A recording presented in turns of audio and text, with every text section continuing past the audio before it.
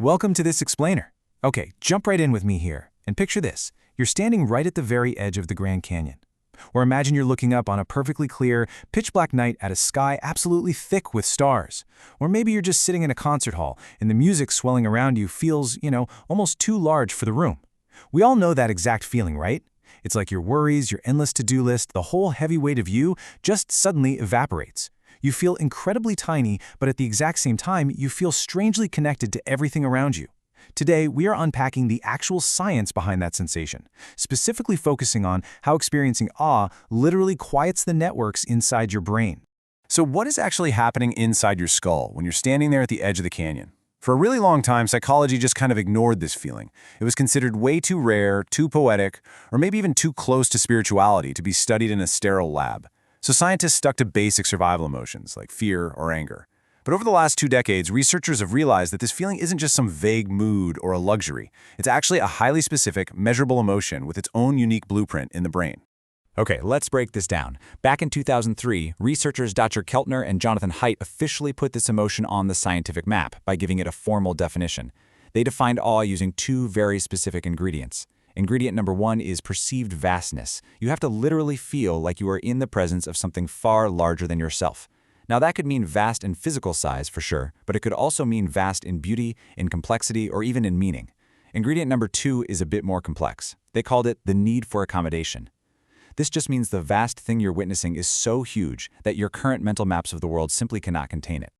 To really get a grip on this, think about psychologist Jean Piaget's concept of accommodation. Normally, when you learn something new, your brain just assimilates it, right? It takes the new info and files it neatly into the mental folders you already have. But with awe, step 1 is meeting something genuinely vast. Step 2, your existing mental map completely fails. The file is just way too big for the folder. So, step 3, your mental map is forced to expand. Your rigid mental structures literally have to rebuild themselves on the fly to make room for this massive new experience.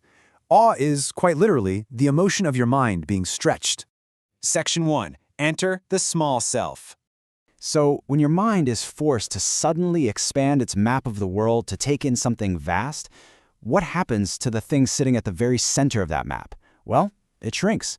This is what researchers call the small self, and it is the absolute most reliable, undeniable effect of experiencing awe. Because the world suddenly looms so incredibly large, your sense of your own ego, your personal importance, your daily grind, it all just shrinks down by comparison.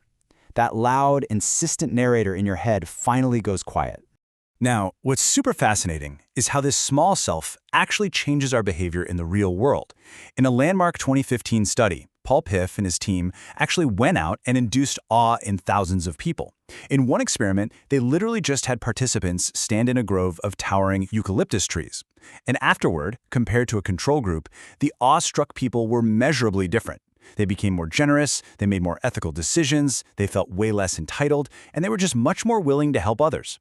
The researchers proved that this small self was the direct cause. By making us feel less important, awe statistically makes us better, kinder people to one another. No joke. Which brings us to Section 2. Quieting brain networks. So we know how awe feels subjectively, and we know how it makes us act. But how does it physically quiet the brain? To understand the objective neuroscience of awe, we've got to meet the default mode network, or DMN. Think of the DMN as your brain's internal machinery for the ego. It's anchored deeply in the medial prefrontal cortex, and this network just hums along constantly whenever you are engaged in self-referential thought.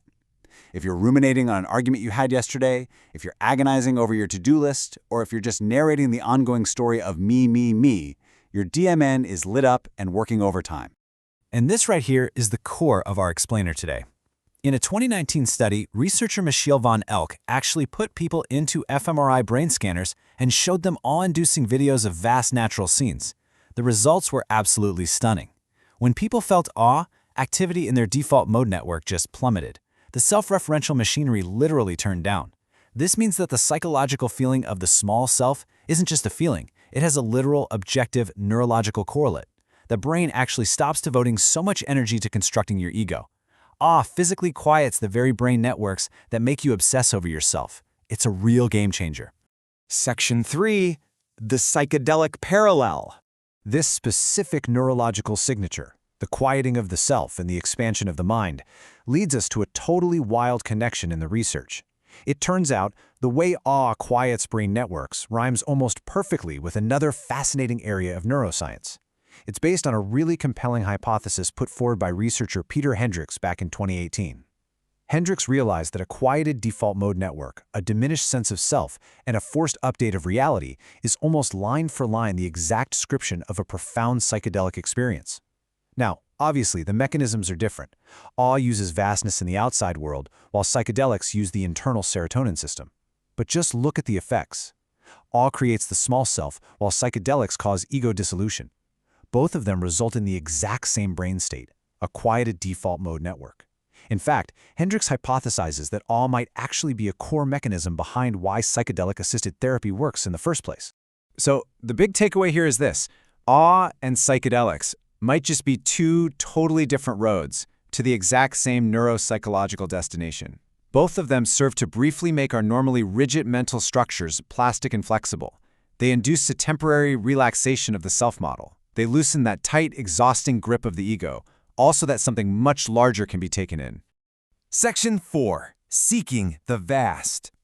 Let's bring this all back down to earth, to our everyday lives. You absolutely do not need to partake in substances, and honestly, you don't even need to book an expensive flight to the Grand Canyon to reap the benefits of a quieted ego. Awe is highly trainable, and it is wonderfully abundant. Researchers have found that we can experience everyday awe through completely normal, totally accessible things. You can find vastness in a complex piece of music, in a breathtaking painting, or in witnessing acts of profound moral beauty, like just seeing someone go out of their way to help a total stranger. You can find it in the slow, beautiful reveal of a scientific idea, or even just looking at the face of a child.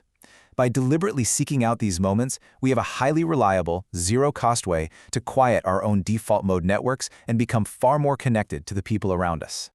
Now, a quick reality check, because we do have to share the honest cautions of this young science. Awe isn't always starry nights and sunshine. There is a very sharp contrast between uplifting awe, the kind that makes us generous and connected, and threat-based awe. Think of the sheer dread of a massive hurricane, or the awe manipulated by those massive authoritarian spectacles. When the vastness is threatening, it just doesn't carry that same pro-social glow. Your mind still stretches, sure, but it does it out of fear, not wonder. And just as a quick aside, it's worth noting that the link to psychedelics we just discussed is still a well-argued hypothesis, not a completely closed case. But regardless of those caveats, the core evolutionary function of this emotion is just breathtaking. I want to leave you with this powerful quote directly from our source material today. Awe is the mind's built-in interruption of that closed loop, the moment the world exceeds the map and the map has to grow. Think about that. We spend so much of our lives stuck in the closed loop of our own egos, constantly obsessing over our own importance.